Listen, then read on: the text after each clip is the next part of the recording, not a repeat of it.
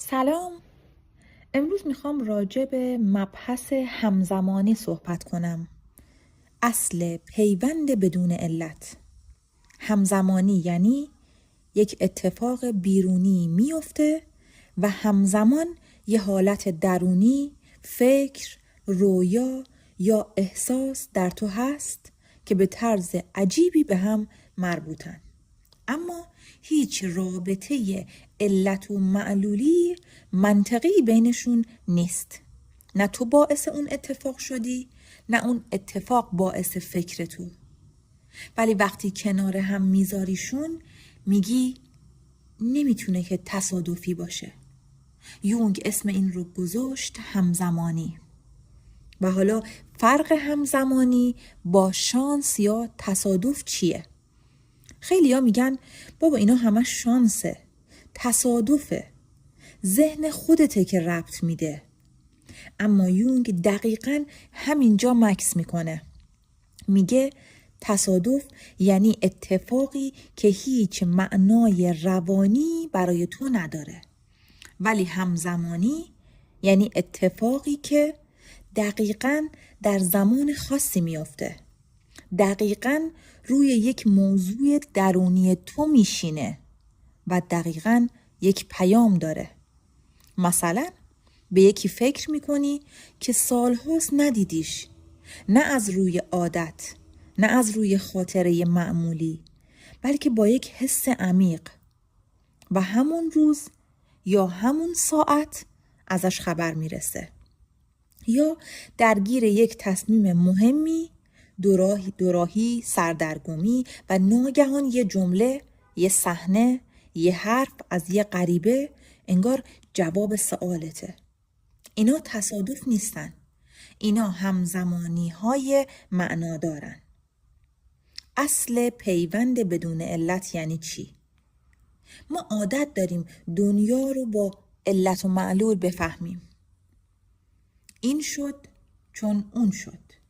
این اتفاق افتاد چون فلان کار رو کردم. این منطق برای فیزیک عالیه، ولی برای روان ناکافیه. یونگ میگه در روان چیزهایی به هم وصل میشن نه به خاطر علت، بلکه به خاطر معنا.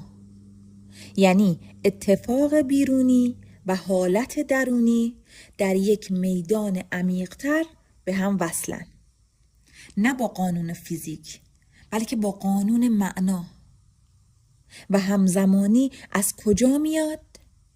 یونگ میگه ریشه همزمانی در ناخودآگاه جمعیه. ناخودآگاه جمعی یعنی یک لایه عمیقی از روان که همه انسان‌ها توش شریکن، پر از الگوها، نمادها، کهن الگوها. وقتی روان تو به یک الگوی عمیق وصل میشه، دنیا هم انگار هم فرکانس باهاش واکنش نشون میده. نه جادو، نه خرافه، نه کنترل ذهن، بلکه هماهنگی بین درون و بیرون. و حالا چرا همزمانی معمولاً در بحران‌ها اتفاق میفته؟ دقت کردی همزمانی‌ها معمولاً وسط بحرانن، وسط تغییرن، وسط سردرگمی‌ان یا لحظه‌های عاطفی شدید اتفاق میفتن. چون وقتی زندگی آرومه، ایگو، من سطحی کنترل رو دستشه. اما وقتی بحران میاد، ایگو ضعیف میشه و ناخودآگاه فرصت حرف زدن پیدا میکنه. همزمانی ها زبان ناخودآگاهن. وقتی نمیتونه مستقیم حرف بزنه، از اتفاقات دنیا استفاده میکنه. مثلا فرض کن مدت هاست داری به جدایی فکر میکنی ولی میترسی، دلت نمیاد دو دلی. یه روز سوار تاکسی میشی، راننده بی هوا میگه بعضی چیزا رو هرچی نگه میداری فقط خرابتر میشه. این جمله ممکنه برای یکی فقط حرف باشه، ولی برای تو میشه پیام. چرا؟ چون دقیقاً روی روانت نشسته. همزمانی با نشانه بازی فرق داره. اینجا یک خط باریک است. یونگ هشدار میده همزمانی یعنی دریافت معنا. نه اینکه هر چیزی رو نشونه ببینی.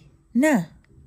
وقتی ذهنت آرومه، وسواس نداری، دنبال تایید بیمارگونه نیستی، اون وقت همزمانی خودش میاد.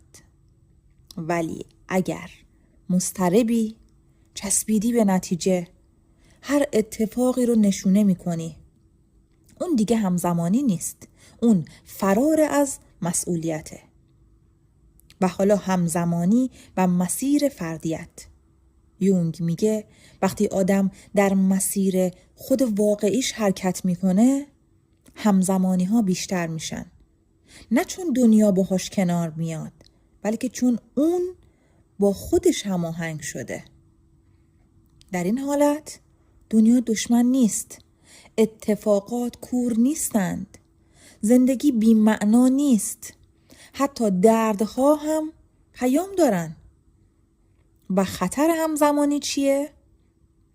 یونگ خیلی جدی میگه همزمانی میتونه آدم رو بیدار کنه یا دیوانه کنه. اگر ایگو قوی نباشه، آدم فکر میکنه من مرکز عالمم، همه چیز برای من اتفاق میفته. اما همزمانی واقعی تو رو متواضع تر میکنه، نه مغرورتر. همزمانی یعنی چی واقعا؟ یعنی وقتی زندگی به جای این که فقط اتفاق بیفته با تو داره حرف میزنه. همزمانی به ما نمیگه تو همه چیز رو کنترل میکنی، بلکه به ما میگه تو تنها نیستی. روان، دنیا، معنا در لایه‌ای عمیق‌تر با هم در ارتباطند. و در آخر همزمانی یادمون میندازه که زندگی فقط زنجیره‌ای از علتها و معلولها نیست، بلکه شبکه‌ای زنده از معناست که هر وقت جرأت کنیم به درون خودمون صادقانه نگاه کنیم، جهان بیرون نیز بی سر و صدا اما دقیق پاسخمان را می‌دهد.